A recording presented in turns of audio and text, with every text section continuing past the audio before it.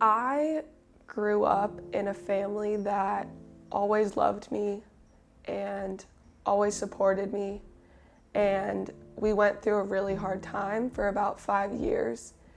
And during that time, I wanted to step up and be there for them, but at the same time, I was struggling. I didn't know what depression was. I didn't know that anyone else self-harmed. I didn't know that that was a thing.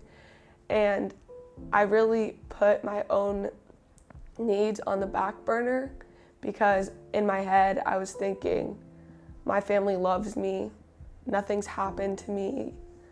Why am I feeling this? I'm so ungrateful. And I really just held that all in, and one day I just was laying on my bed. I was home alone. I was just screaming, crying, literally yelled at the universe, like, let something happen to me, make something happen to me. Like, I can't do it anymore. I need to, something just needs to happen to me, and I couldn't do it. So that was definitely a really hard moment for me because it was the first time I really cracked, the first time my true feelings really broke through, and it was scary. I was like, where's this coming from? And I realized I was just suppressing all of that. I really was just living, but I didn't feel like I was living. Days I would just be going throughout my day, and to everyone else I was this happy kid.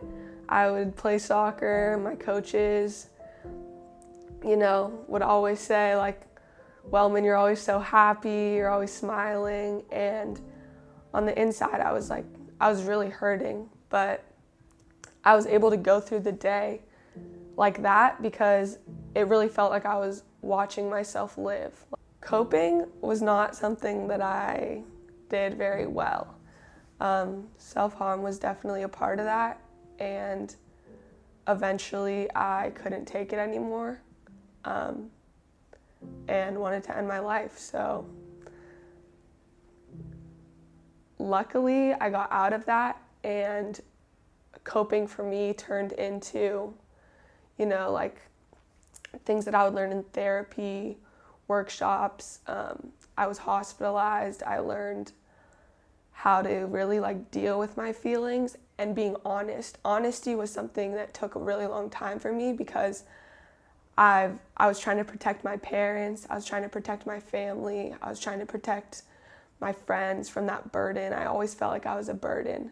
In the back of my mind, I never thought I have no future. I never thought that when I was having suicidal thoughts or actions. That was never it. It was just that there was so much on top of me that I didn't think I could live with it anymore. But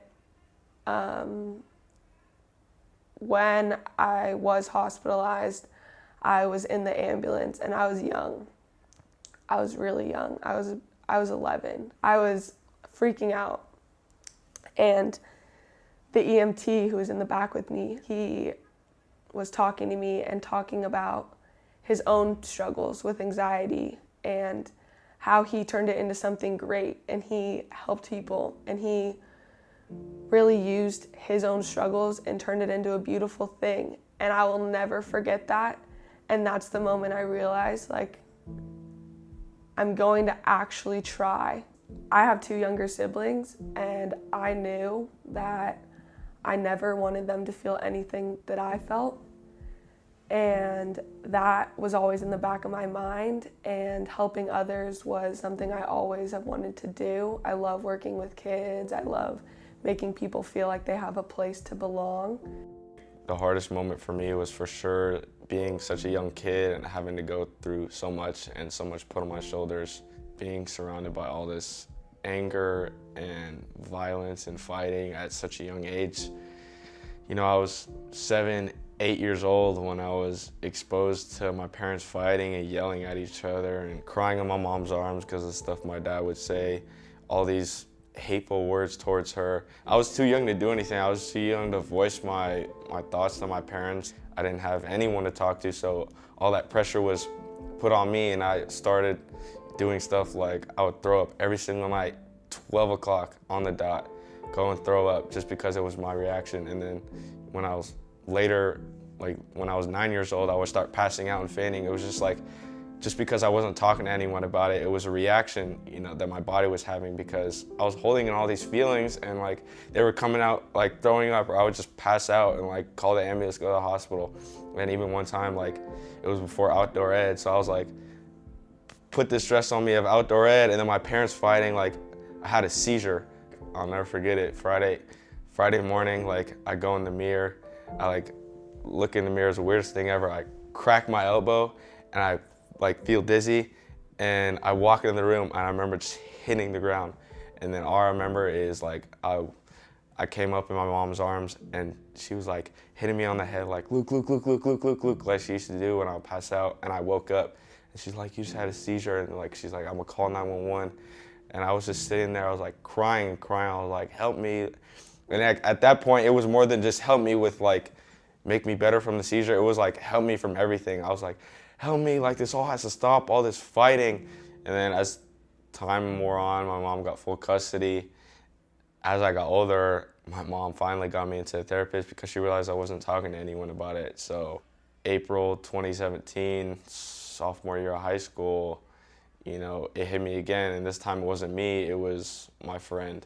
She had committed suicide, and you know, the thought of me going through mental health struggles when I was younger and seeing her mental health struggles, and then also seeing how it affected the community around me, I was like, you know what, I'm gonna do something about this because this can't happen anymore. I don't wanna see my close friends or even my acquaintances like ever go through something like that. Like they shouldn't have to sit there in the room alone and talk to themselves or have the effects that I was having.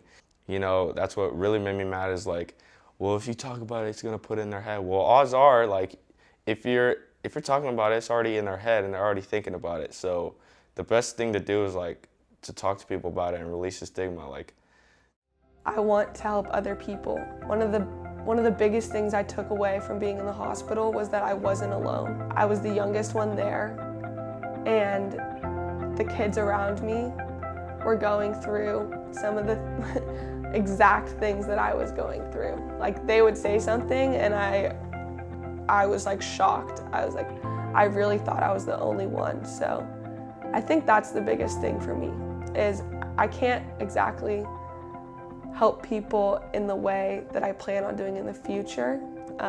Need some education for that, but right now what I can do is share my story with others and really just let them know that you're not alone. for Play for Prevention, we do events all around the Bay Area with the sports team wearing our socks, the signature Play for Prevention socks with our logo on it. Seeing another kid go up in front of a crowd at a football game of 5,000 people and talk about mental health struggles, like, it's realer if I come in and say it or if Emily comes in and says something about it, because that way they can relate and they know that someone has been through it, and it just creates this talk around the town, kind of like, you are not alone.